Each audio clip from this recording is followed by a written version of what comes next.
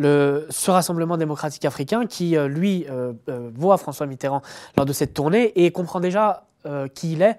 En tout cas, là, ils sont assez lucides. Ils disent « Le réactionnaire Mitterrand, le ministre dont la tournée publicitaire est destinée à masquer le vrai visage de pourriture et de corruption des milieux politiques dirigeants de la métropole ». Ça dit quand même pas mal de choses sur peut-être leur clairvoyance, mais en tout cas, on en reparlera.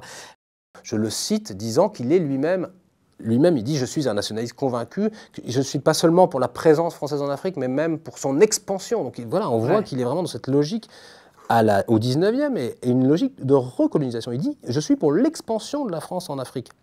On va projeter massivement la jeunesse française. Vous comprenez, il dit ça, ils sont dans des petits logements, ils sont obligés de vivre avec papa, maman. C'est terrible. Alors qu'il y a des espaces énormes en France, de l'autre côté de la Méditerranée, où ils pourront faire comme les Américains dans l'Ouest, quoi. C'est vraiment son truc de...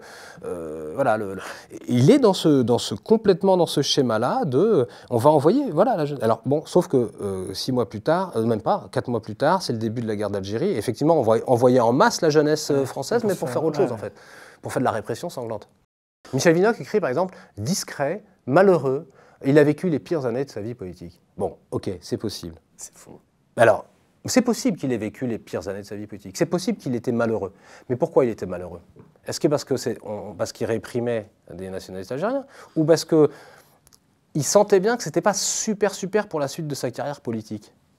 Est-ce qu'il était malheureux à cause de la répression en Algérie ou à cause de son destin personnel? Ça, bizarrement, c'est pas tranché. On laisse entendre, ces gens laissent entendre qu'il était malheureux, parce que vous comprenez, c'était un décolonisateur, donc il fait tout à contre-cœur. N'empêche qu'il le fait, il ne démissionne pas. Mendes France démissionne, Alain Savary démissionne du gouvernement, claque la porte, explique pourquoi, qu'ils sont contre cette politique de répression, qu'ils ont été élus pour faire la paix en Algérie et pas pour mener une pacification sanglante. Mitterrand, il reste, il assume, il signe.